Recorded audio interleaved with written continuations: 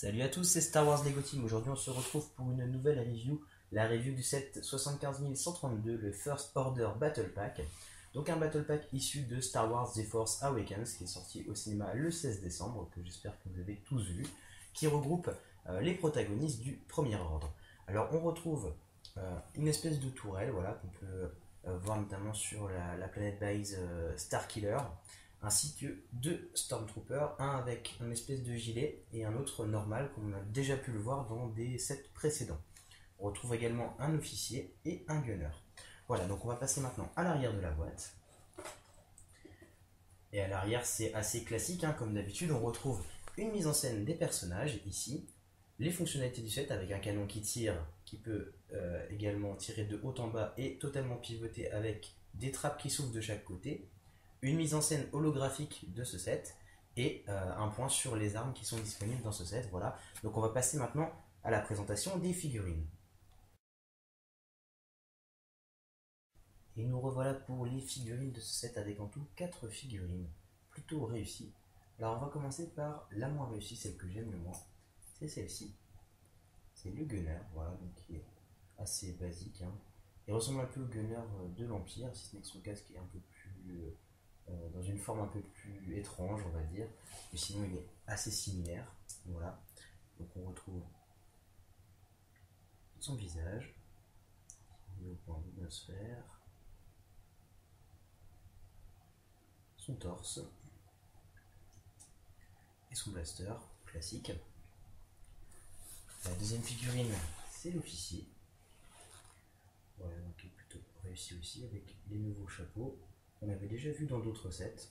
Également son blaster, il a le même habit que le gunner. La troisième figurine, c'est celle-ci, donc le Stormtrooper classique du Premier Ordre, qui est plutôt tuerie, le casque est magnifique, la sérigraphie superbe.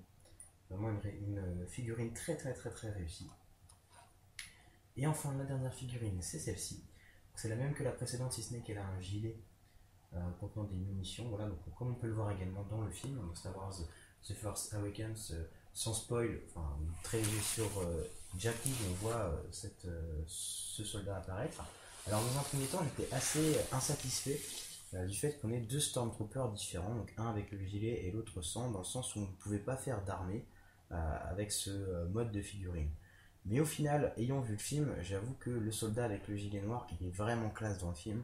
Et je ne regrette pas d'avoir cette figurine. Et au final, c'est pas si dérangeant que ça d'avoir une armée qui soit un petit peu un mélange des deux sortes de figurines. Surtout que les figurines totalement blanches, on en a déjà dans d'autres sets. On en aura, je pense, dans des sets à venir. Et donc, du coup, bah, c'est pas si dérangeant que ça d'en avoir une blanche et noire dans le Battle Pack. Voilà, donc au final, c'est vraiment 4 figurines très jolies.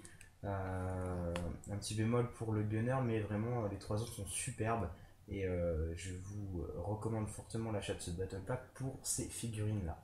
Voilà, donc là maintenant on va passer à la présentation de la tourelle.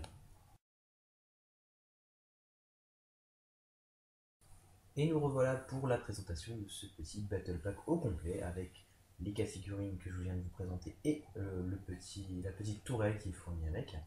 Voilà donc une tourelle qui n'est pas exceptionnelle, hein, pas très haute, pas très grande, voilà, mais qui présente quand même un certain intérêt.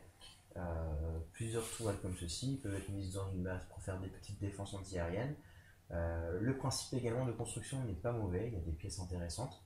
C'est une tourelle que vous pouvez tout à fait moquer un peu plus grande en utilisant une partie des pièces de ce Battle Pack, donc ça peut être assez bien vu. On a ici le haut qui pivote, là ça s'ouvre, ça se referme, il y a des commandes à l'intérieur. Voilà, et là également ouvrir, voilà, pour remettre des munitions, des choses comme ceci. Voilà, donc c'est plutôt bien vu, pas trop mal pour un Battle Pack, voilà. On n'en demande pas plus. Alors mon avis global sur ce Battle Pack, c'est qu'il est en fait assez mal équilibré. C'est-à-dire que le Battle Pack par exemple de Résistance est composé d'un officier et de 3 soldats. Celui-ci est composé d'un officier, d'un gunner et de 2 soldats. Je pense que Lego aurait pu enlever cette figurine pour la remplacer par une comme ceci ou une comme ceci, afin de rendre le set un peu plus équilibré, pour que ça ressemble vraiment à un Battle Pack. Parce qu'ici, difficile de composer une armée avec seulement 2 figurines dans le Battle Pack, C'est vraiment le point négatif de ce set, et c'est bien dommage parce que sinon il est très très très réussi. Voilà, c'était Star Wars Lego Team. N'hésitez pas à vous abonner si ce n'est pas encore fait, à liker cette vidéo si elle vous a plu, et moi je vous retrouve très bientôt dans une prochaine vidéo.